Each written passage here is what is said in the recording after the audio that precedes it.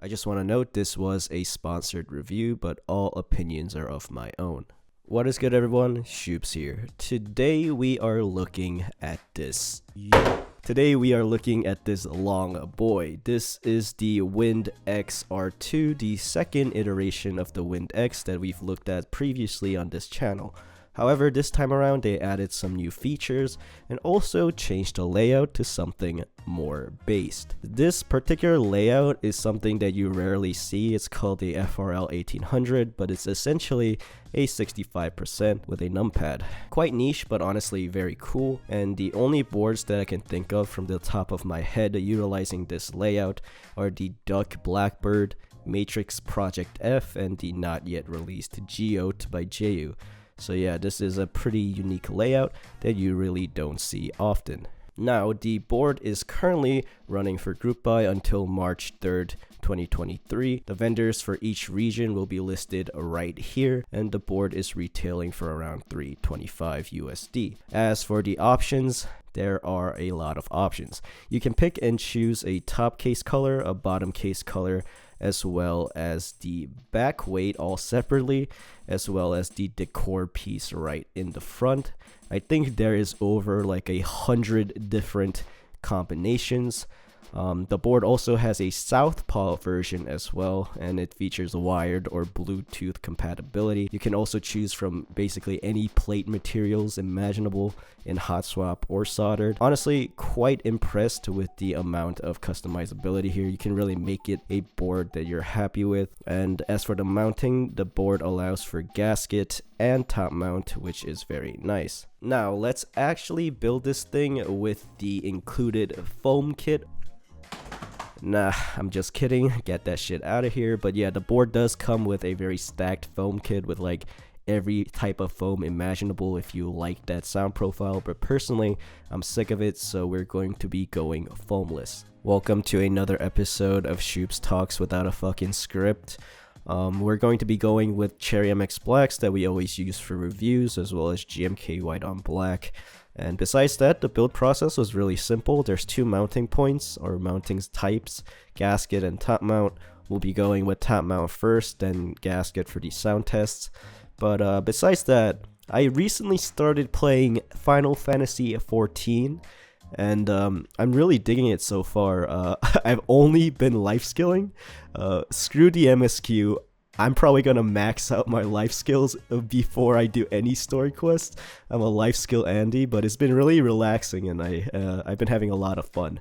Dragon girls are the best waifus, by the way, though. Here is the finished build. Don't mind the cursed hands, but honestly, I'm quite a big fan of how this looks. Looks super freaking clean and simple, with a very nice red bottom as well. Threw on some artisans with GMK White on Black. But let's see how this types and feels. I'll be testing it out first in the top mount configuration, then the second with the gasket mount.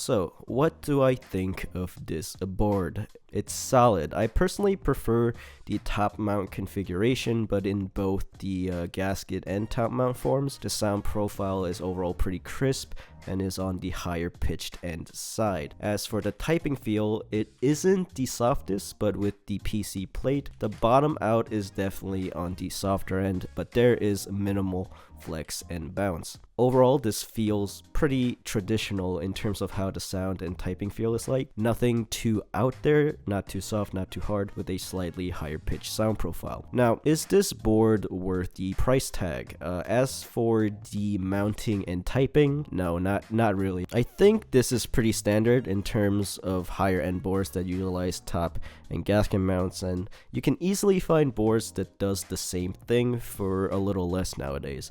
But I think it feels like a traditional top and gasket mount, and the sound reflects that. However, in terms of customizability, build quality, and overall uniqueness of the board, if you want this specific type of 65% plus Numpad, it's definitely worth it. I think the customizability is great and the options are really cool, with Southpaw being available as well. In terms of that, it's definitely worth it, and there isn't that many boards like this out there, which means that your choices are pretty limited.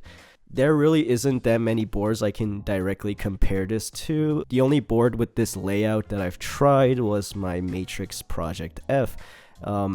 Overall, I think in the top mount configuration, this board goes pretty much toe to toe with that. Overall, I think that the board is pretty high quality with no real red flags, and is a good option to those that are looking for this specific type of layout. Pretty solid, and I'm looking forward to more layouts like this becoming available in the future.